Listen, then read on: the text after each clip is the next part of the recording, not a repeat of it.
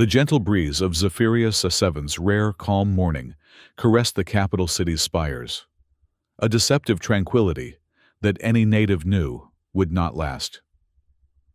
On the horizon, storm clouds gathered, massive, violet-tinged behemoths that promised violence by nightfall. The meteorological patterns of this frontier world were as predictable as they were extreme. Peace, followed by devastating fury. Garrick Thorne stood at the balcony of his diplomatic quarters, one calloused hand resting on the railing, watching those distant clouds with familiar respect. As both a Deathworlder and the planetary envoy representing Earth's interests, he understood storms intimately. The ones that raged across Zephyrus skies were merely external manifestations of the kind he had learned to contain within himself decades ago. "Daddy, is it going to rain on the parade?"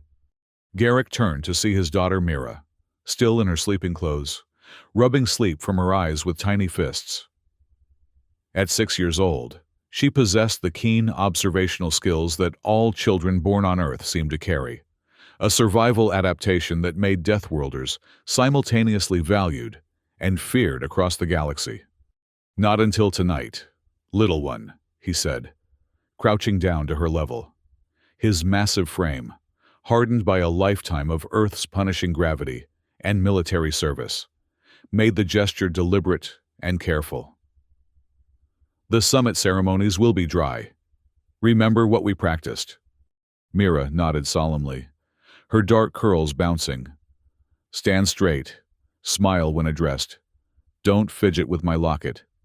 She touched the silver pendant at her neck, a gift from her mother before the war had claimed her.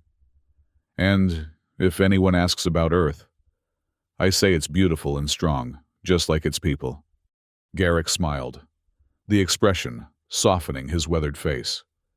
Few in the Galactic Diplomatic Corps ever saw this side of him. "Perfect. Now get dressed. Today is important, for all of us." As his daughter scampered off to prepare, Garrick's smile faded.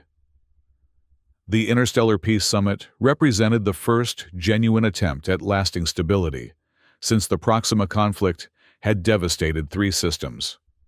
Earth's participation, and specifically, the involvement of its notorious Deathworlders, remained controversial. Most species evolved on gentle worlds, with forgiving gravity and predictable climates. Humans, by contrast, had clawed their way to sentience on a planet that seemed determined to kill them at every turn. The result was a species of survivors, stronger, faster, more durable, and infinitely more dangerous than most galactic citizens could comprehend. The war had only reinforced this reputation, as human soldiers proved capable of feats that bordered on the mythological to other species. Garrick's comm unit chimed, displaying Chancellor Sovesh's identification. "Chancellor," Garrick answered, his voice deepening to its official register. "Envoy Thorne." The Chancellor's multi-tone voice conveyed both respect and nervousness. "A matter has arisen. The Celestine delegation is expressing concerns about the attendance of your offspring at today's ceremonies." Garrick felt the first stirring of that internal storm. "My daughter's presence was approved in the diplomatic agreement 3 weeks ago." Yes, of course," Sovesh hurried to agree. "Ambassador Halira simply wishes to ensure proper protocols will be observed. The Celestine have strict views regarding the behavior of young ones at formal functions." "Mira will observe all protocols," Garrick stated flatly. "As will I." The unspoken message hung in the air. A Deathworlder's word, once given, was absolute. The rumors of what happened to those who doubted this were the kind that diplomatic translators refused to render into polite speech. "Excellent, excellent," Sovesh replied, his relief audible. "The procession begins at the 10th division of day. Your position is 3rd from the lead party." The communication ended, and Garrick turned back to the gathering storm on the horizon. Something in his gut told him the weather would not be the only turbulence they would face today. The Grand Avenue of Accord stretched nearly 2 kilometers through the heart of Zephyria, Seven's capital, lined with luminescent crystal sculptures representing each participating world. Earth's monument, a simple granite obelisk veined with rare metals, stood stark against the more elaborate alien artworks, a fitting metaphor for humanity's place in galactic politics. The processional parade had begun precisely on schedule, with delegates from over 30 stellar nations moving in careful formation. Ceremonial guards from each world flanked their representatives, carrying traditional weapons rendered ceremonially inert, but no less impressive.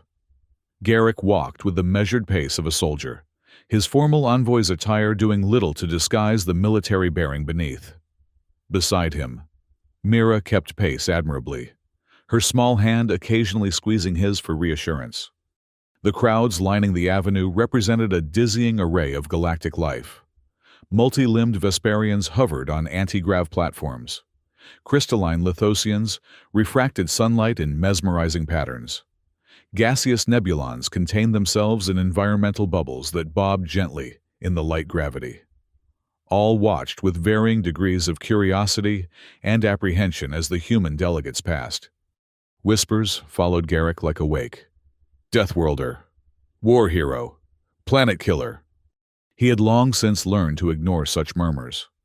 They were simply the background radiation of diplomatic service for any human, especially one with his service record. What he couldn't ignore, however, was the discomfort of the delegation directly ahead of them, the Celestine Council's representatives, led by Ambassador Halira. The Celestine were an ancient species, tall and willowy with skin that shimmered like mother of pearl. Their evolutionary path on a world of gentle meadows and shallow seas had gifted them with unparalleled aesthetic sensibility and diplomatic subtlety. It had not, however, prepared them for the psychological impact of sharing space with predator species. Every time Garrick's shadow fell across their delegation, a visible shudder ran through their ranks. "Daddy," Mira whispered, looking up at him with concern.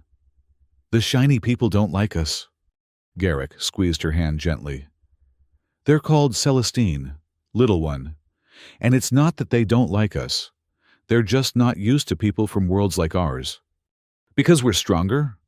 A simple question with a complex answer. "Because we're different," he replied diplomatically. "Remember what I taught you about differences?" "They make the universe interesting," Mira recited dutifully, though her expression suggested she wasn't entirely convinced. Ahead, the procession slowed as they approached the reflection pool, where each delegation would present a symbolic offering to the waters, a tradition borrowed from 17 different cultures and homogenized into something inoffensively universal. The Celestine representatives moved with fluid grace, presenting a vial of iridescent dust that dispersed across the water's surface, in patterns reminiscent of stellar cartography. As Earth's delegation approached for their turn, Mira's eyes widened with wonder at the pool's beauty. She leaned forward slightly, her free hand reaching instinctively toward the dancing lights left by the Celestine offering. "Control your primitive!" The harsh voice cut through the ceremonial quiet like a blade. Ambassador Halira had turned, her opalescent features contorted with disgust as she stared at Mira. "Keep your offspring's contaminating appendages away from our sacred contribution." The crowd gasped, conversations halting mid-syllable. In the abrupt silence, Mira's small hand withdrew, as if burned, her face flushing with confusion and embarrassment. Garrick felt it then, the storm inside, gathering force. His vision narrowed, focusing with predatory intensity on the Celestine ambassador. Every muscle in his body tensed, combat responses activating in millisecond sequence. Around his wrist, the diplomatic force field generator, standard equipment for all envoys, hummed as it registered his elevated stress patterns. Chancellor Sovesh moved with impressive speed for a being with 6 limbs, inserting himself between the Earth delegation and the Celestine. "Ambassador Halira, please. The child meant no harm." "Harm is irrelevant," Halira interrupted, her melodic voice now strident. Intent does not mitigate impropriety. Deathworlders must learn restraint if they wish to participate in civilized gatherings. Throughout the exchange, Garrick remained utterly still, a statue carved from tension. When he finally spoke, his voice emerged with unnatural calm. "My daughter," he said, each word precisely measured, "was admiring your contribution's beauty, nothing more." Hilira's luminescent eyes narrowed. "Admiration from a species known primarily for destruction seems dubious." The crowd's collective intake of breath was audible. Insults toward Deathworlders were common enough in private, but to publicly denigrate a child, and by extension, her entire species, represented a shocking breach of diplomatic protocol. Mira, still flushed with embarrassment, looked up at her father. "Daddy, I'm sorry." "You have nothing to apologize for," Garrick assured her, never taking his eyes off Hilira. To the ambassador, he added, "We will continue this discussion at a more appropriate time." The controlled response seemed to disappoint Hilira, who had clearly expected, perhaps even hoped for, a more volatile reaction. With a dismissive gesture, she turned back to her delegation, leaving Earth's representatives to complete their ceremonial offering in strained silence. As they moved away from the pool, Carrie, of the Verdant Alliance, a species more accustomed to human physiology, approached Garrick discreetly. That was impressively restrained. "Envoy Thorn," she murmured, her leafy epidermis rustling softly. Most would have demanded satisfaction. "The day is young," Garrick replied simply. Throughout the remainder of the processional, rumors spread like wildfire among the delegates.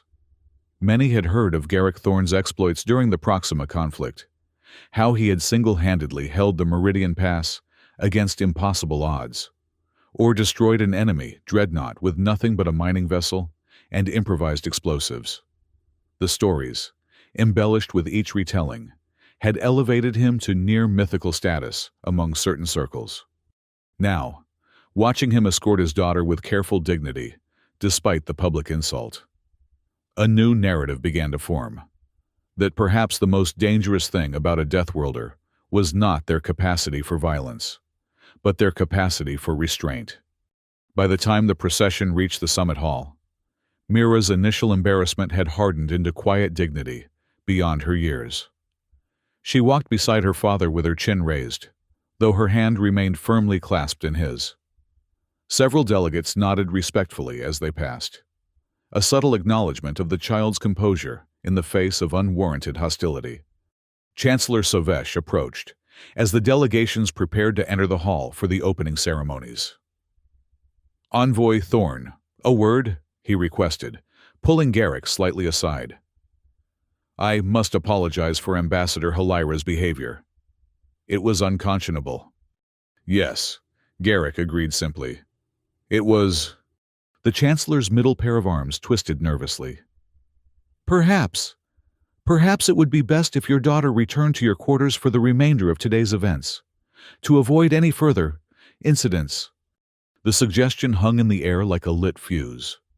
Garrick's expression didn't change, but something in his eyes caused the Chancellor to take an involuntary step backward. "My daughter," Garrick said with that same measured calm, "will remain with me, as agreed in our diplomatic arrangement. If Ambassador Hilira cannot maintain basic courtesy toward a child, perhaps she is the one who should withdraw." Before Sovesh could respond, a commotion at the hall's entrance drew their attention. The Celestine delegation had paused, Ambassador Hilira's voice rising above the general murmur as she addressed what appeared to be security personnel. Absolutely insist on scanning protocols for all Deathworlder attendees," she was saying. "Recent intelligence suggests unstable elements." Garrick's enhanced hearing caught every word. Despite the distance, the storm inside him gathered strength. "Chancellor," he said quietly, "I would suggest you intervene before this escalates further." Sovesh hurried toward the disturbance, all 6 limbs working overtime. Garrick knelt beside Mira, who had been watching the exchange with the hyper-awareness common to children raised in diplomatic circles. "Are we in trouble, Daddy?" she whispered. "No, little one, but I need you to be very brave today. Can you do that?" Mira nodded solemnly. "Like Mom was brave?" The reference to his late wife sent a familiar pang through Garrick's chest. Exactly like that. The Grand Hall's architecture reflected Zephyria VII's unique position at the junction of three major trade routes. Influences from dozens of cultures created a space that was simultaneously imposing and welcoming, with soaring arches of native stone supporting a transparent dome that displayed the gathering storm clouds above. Delegates were seated according to complex algorithms balancing political significance, historical alliances, and biological necessities. Earth's representatives found themselves positioned directly across from the Celestine, a placement that felt less like coincidence and more like deliberate provocation. As the opening ceremonies commenced, Garrick noticed the subtle glances directed toward Mira. Some were merely curious. Many species rarely encountered human children, but others held judgment or disdain. Ambassador Halira made no attempt to disguise her disapproval, her luminescent eyes narrowing whenever Mira shifted in her seat or whispered a question to her father. Chancellor Sovesh's welcoming address emphasized unity, cooperation, and the hard-won peace that the summit aimed to solidify. "We gather today as equals," he proclaimed, his translator rendering his complex tonal language into standard galactic common, each world bringing its unique strengths to create a more stable galaxy. When it came time for the regional representatives to offer response statements, the Eastern Quadrant's spokesperson, a neurological collective from the Taurus Reach, acknowledged the diversity of evolutionary paths that had led to the gathered assembly.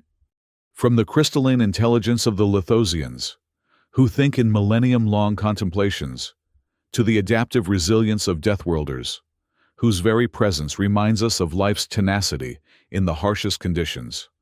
All perspectives are necessary for genuine understanding. At the mention of Deathworlders, Ambassador Halira made a sound that her translator didn't catch, but which Garrick's military implants identified as a derisive snort. He ignored it, focusing instead on Mira, who was struggling to maintain perfect stillness as the ceremony stretched into their second hour. "You're doing wonderfully," he whispered, offering her a small smile of encouragement. The moment of connection between father and daughter did not go unnoticed. Across the chamber, Ambassador Halira rose suddenly to her feet, interrupting the current speaker, a grave breach of protocol. "Forgive my intervention," she announced, her melodic voice carrying easily in the acoustic perfect space. "But I must object to the continued disruption from the Earth delegation." All eyes turned toward Garrick and Mira. The child instinctively shrank closer to her father, confusion written across her features. Chancellor Sovesh looked alarmed. "Ambassador Halira, I observe no disruption. Their constant communication undermines the solemnity of these proceedings." Halira continued, as if he hadn't spoken. "If Deathworlders cannot adhere to basic standards of decorum, perhaps their inclusion in these talks was premature." A murmur rippled through the assembly. Several delegates shifted uncomfortably, while others nodded in agreement. The division was visible. Those from worlds with environmental challenges similar to Earth's seemed to sympathize with Garrick's position, while those from gentler planets aligned with the Celestine perspective. Garrick remained seated, his expression neutral. Only those who knew him well would have recognized the dangerous stillness that had settled over him, the calm at a storm's eye. "Ambassador," he said finally, his voice carrying without seeming raised. "My daughter whispered that she was proud to represent her world. I responded with encouragement. If expressing parental support violates your concept of decorum, perhaps the problem lies not with us, but with your standards." The directness of the response elicited gasps from several delegations. Deathworlders were known for many things, but diplomatic subtlety was rarely among them. Hilira's skin rippled with iridescent patterns that Garrick's implants translated as indicators of extreme agitation. This is precisely the problem. You bring your offspring to a summit of critical importance, then disrupt proceedings with your primitive familial displays. Primitive. The word hung in the air between them. Mira tugged at her father's sleeve. Daddy, what does primitive mean? Before Garrick could respond, Hilira's translator amplified her answer. It means uncivilized, child, undeveloped, backward, as your species is widely considered to be. The hall fell silent. Even Chancellor Sovesh seemed momentarily stunned by the blatant xenophobia. Slowly, deliberately, Garrick rose to his feet. At his full height, he towered over most delegates, a physical reminder of Earth's punishing gravity. Mira stood beside him, small fingers still clutching his ceremonial attire. Ambassador Hilira, he said, each word precisely enunciated. You have now twice insulted my daughter in public forum. Once could be dismissed as cultural misunderstanding. Twice suggests intent. Hilira remained standing, though several of her aides appeared to be urgently advising retreat via their subvocal communication system. I have merely stated observable facts. Your sensitivity to them reinforces my point about your species' suitability for these proceedings. The tension in the hall was palpable. Security personnel stationed around the perimeter shifted nervously, hands drifting toward weapons that would be useless against a Deathworlder's reflexes. Carrie, of the Verdant Alliance, intervened, her soothing pheromones detectable, even across the chamber. Perhaps we should remember that diversity of perspective is why we gathered. Ambassador Hilira, while your concerns are noted, the Earth delegation's inclusion was unanimously approved, including by your own council. Hilira's luminescence flickered in patterns indicating dismissal. A decision some now question, given their behavioral displays. Throughout the exchange, Mira had remained silent, her small face a study in controlled hurt. Now, with the directness that only children possess, she spoke clearly enough for the translation systems to capture. Why do you hate us when you don't even know us? The simple question pierced the diplomatic posturing like a blade. Several delegates murmured in approval of the child's insight, while others seemed taken aback by her boldness. Hilira stared at Mira with undisguised contempt. I know enough, child. I have seen the records of what your kind is capable of when provoked. Primitives who solved problems with violence for thousands of years before stumbling into space. Who brought their wars to worlds that had known peace for millennia. Who think teaching their young to restrain themselves is an achievement rather than a basic expectation. With each word, the storm within Garrick gathered force. His hand moved to his daughter's shoulder, a gesture of protection that every parent in the room, regardless of species, instinctively understood. You will address your concerns to me, Ambassador, he said, his voice dangerously soft. Not to my child. Hilira's confidence seemed to grow with the audience's attention. Perhaps she believed the public forum protected her, or perhaps she genuinely failed to recognize the warning signs that any human would have heeded instantly. I address my concerns where they are most relevant, she replied, her voice rising. The child must learn her place in the galactic order if humans wish to participate in civilization. Better she learn now that her species' reputation for violence has consequences, before she follows her sire's bloody path through our... The rest of her statement was lost as a sound, like tearing fabric, filled the chamber. Delegates turned in confusion, searching for the source, only to freeze as they processed what their senses were telling them. The transparent dome above, 15 meters of reinforced crystalline alloy designed to withstand Zephyria's fiercest storms, had developed a network of spiderweb cracks. Fragments, no larger than dust motes, began to rain down as the structure's integrity failed. Security alarms blared. Chancellor Sovesh shouted for emergency protocols. Delegates scrambled for exits or activated personal shields. And through it all, Garrick Thorne stood motionless, one hand still on his daughter's shoulder, the other raised toward the ceiling, where the diplomatic force field generator on his wrist emitted a barely visible pulse that was somehow, impossibly, holding the entire fractured dome in place. The evacuation halted as understanding dawned. This was not a structural failure. This was a demonstration. "Ambassador Halira," Garrick said, his voice cutting through the chaos with terrifying calm. "You seem confused about my daughter's place in the galactic order. Allow me to clarify." With minute adjustments to the force field settings, he stabilized the dome, preventing further degradation while maintaining the visually dramatic cracks. The display of precision control was, to those who understood the technology involved, far more impressive than simple destruction would have been. "Mira," he continued, looking down at his wide-eyed daughter, "is under my protection. When you shout at her, when you belittle her heritage, when you attempt to humiliate her to elevate yourself, you do not insult a child. You challenge a Deathworlder."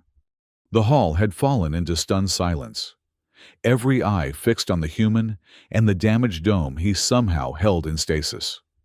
The storm clouds visible through the cracked panels seemed to gather directly above them, as if nature itself responded to Garrick's will.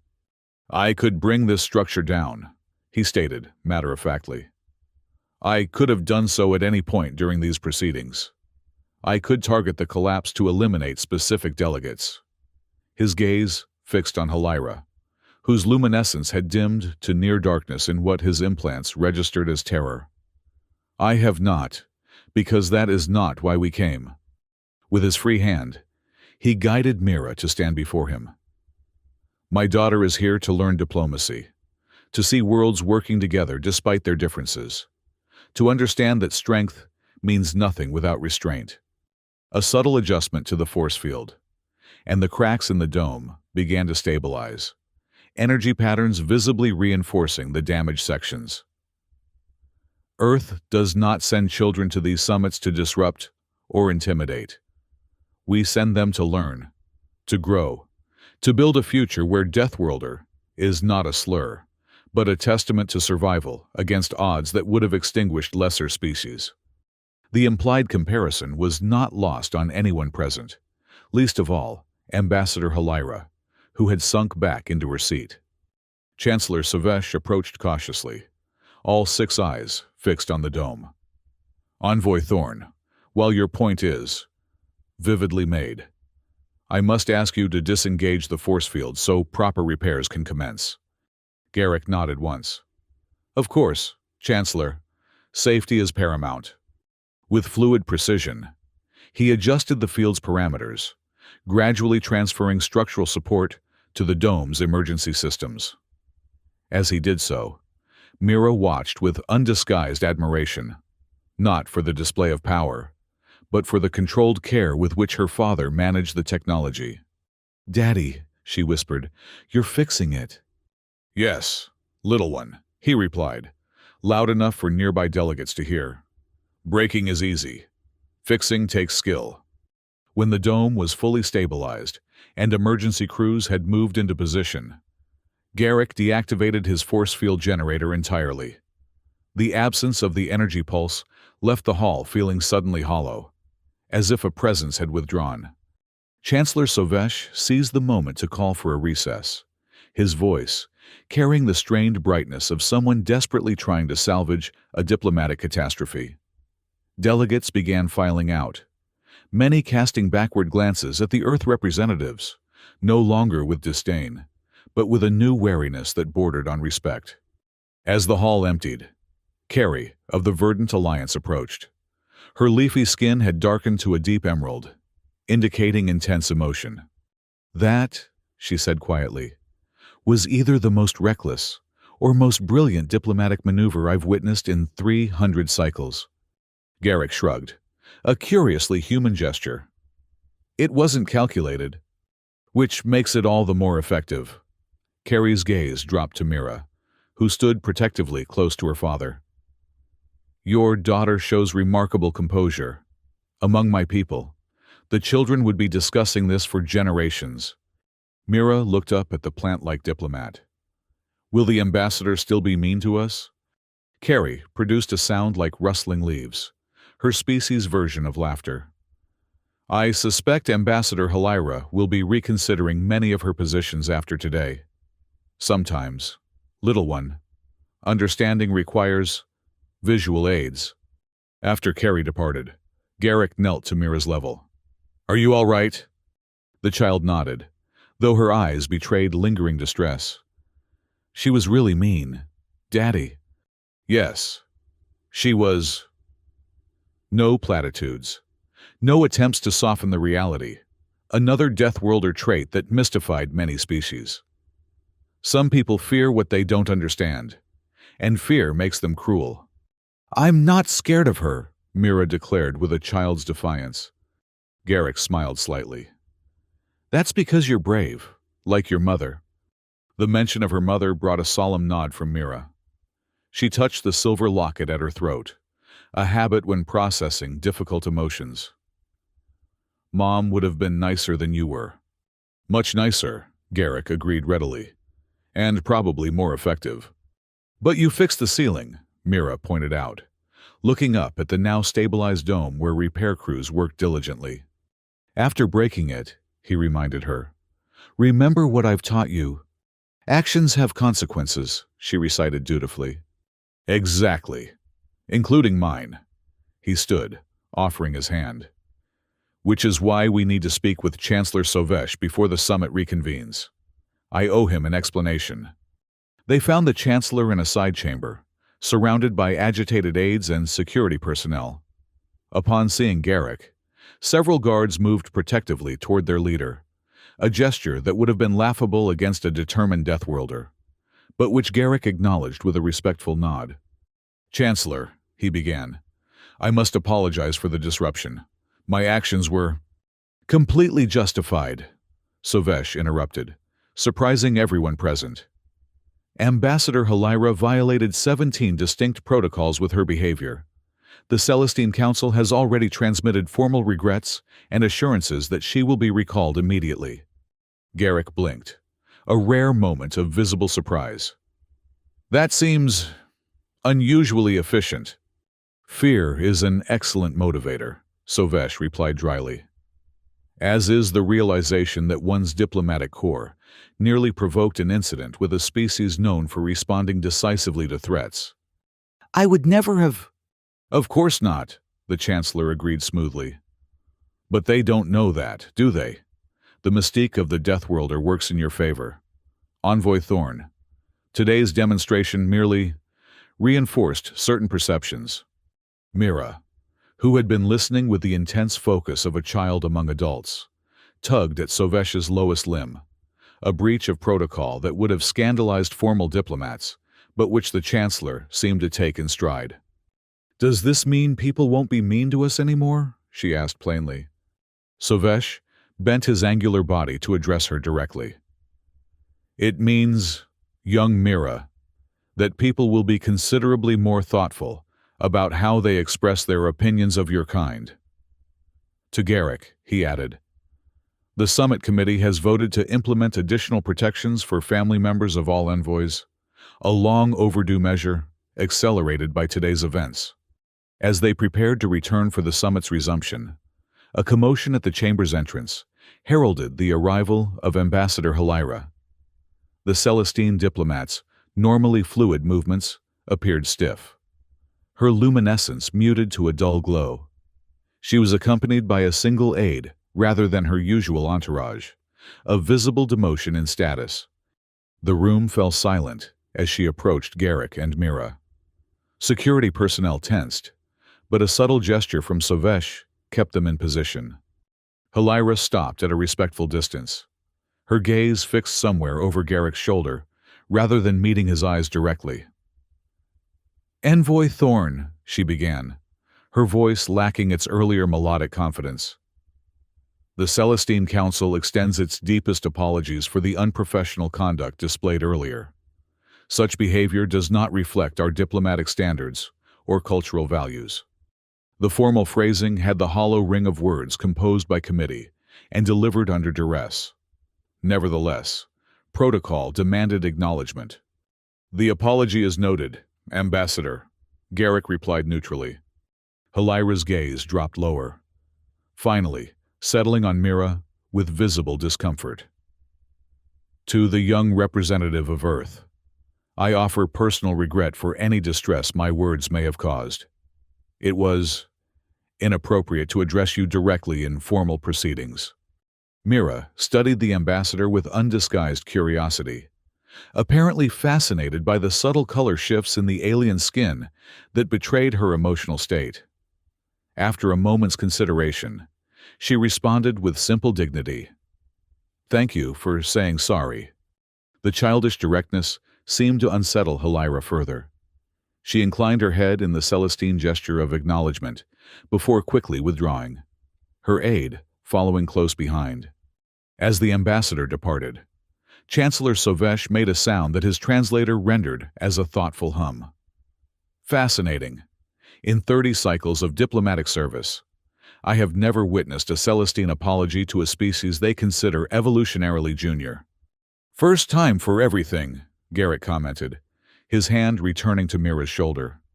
"Though I suspect it has more to do with political necessity than genuine sentiment." "Most diplomacy does," Sovesh agreed. "But sentiment often follows form, given time." He gestured toward the main hall, where delegates were beginning to reassemble. "Shall we continue? I believe the afternoon session includes discussion of educational exchange programs, something your daughter might find more engaging than this morning's events." As they made their way back to the assembly, Mira looked up at the stabilized dome, where repair crews had already sealed the most significant cracks. "Will they fix it completely?" "Yes," Garrick assured her. "By tomorrow, you won't be able to tell it was ever damaged." Mira considered this, then nodded thoughtfully. "But everyone will remember what happened." It wasn't a question, but Garrick answered anyway. "Yes, they will." "Good," said the child with sudden fierceness. "Then maybe they'll be nicer to the next kids who come." Garrick felt an unexpected surge of pride, not in his own display of power, but in his daughter's instinctive understanding of what truly mattered. In that moment, despite the diplomatic complications his actions had created, he knew he had taught her the most important lesson a Deathworlder could learn, that true strength lay not in the capacity for destruction, but in the choice of when and why to reveal it. The summit's closing ceremonies took place 3 days later, under clear skies that seemed determined to contradict Zephyria 7's tempestuous reputation. The damaged dome had indeed been repaired to pristine condition, though many delegates still glanced upward nervously when entering the hall.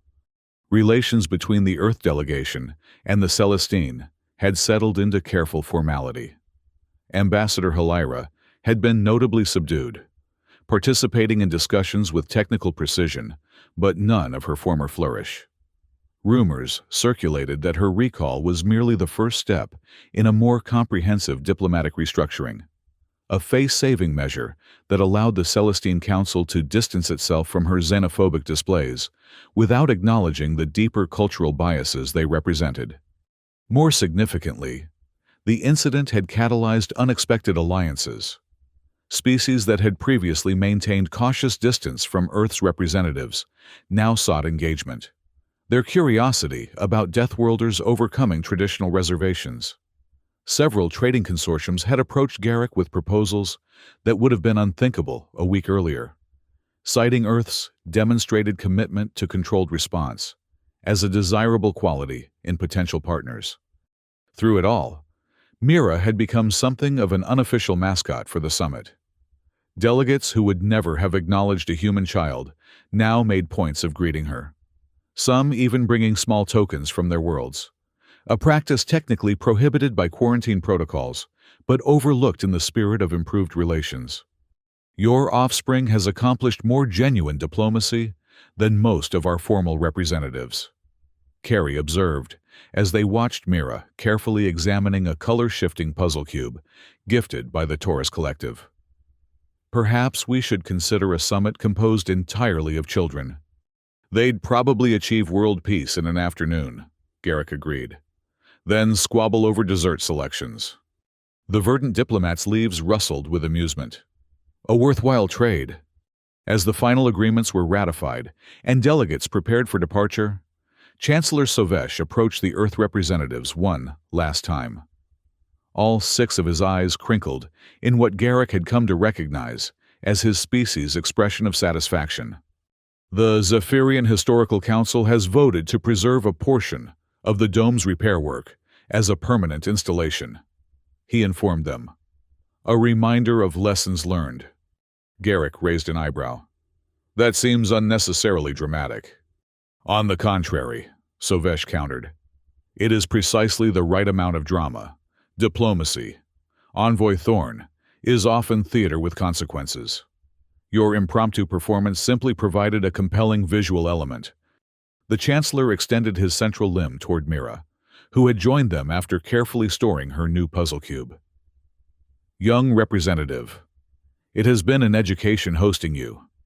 I trust you found the summit instructive. Mira nodded solemnly. I learned that some people are mean until they're scared, and some people are nice after they see you're strong. But the best people are just nice, because that's who they are. Sovesh's translator hesitated over the childish phrasing before rendering it in galactic common. When it finished, the Chancellor made a sound that needed no translation, the universal hum of an adult impressed by a child's insight. A more concise summary of interstellar relations than our formal proceedings achieved in 4 days, he acknowledged. Earth's diplomatic future appears to be in capable hands. As they prepared to board their transport for the return journey to Earth, Garrick found himself reflecting on the unexpected outcomes of what had begun as a simple educational opportunity for his daughter. The summit had yielded significant diplomatic victories for humanity, advanced Earth's position in 3 major trade negotiations, and established new protection protocols for diplomatic dependence throughout the sector. All because someone had yelled at his little girl. "Daddy," Mira asked as they settled into their quarters aboard the ship, "are you in trouble for breaking the ceiling?" Garrick smiled slightly. Not anymore. Sometimes, little one. A controlled demonstration prevents a larger conflict. She considered this with the seriousness unique to children processing adult concepts. Like when you let Tim win sometimes at simulator games, so he doesn't get so mad he quits playing with you. Something like that, Garrick agreed, amused by the comparison between interstellar diplomacy and his occasional gaming sessions with Earth's defense minister. But you could beat him every time if you wanted, Mira continued, working through the logic. Just like you could have broken the whole ceiling if you wanted. I could have, he acknowledged. But that wouldn't accomplish anything useful. Mira nodded, apparently satisfied with this explanation.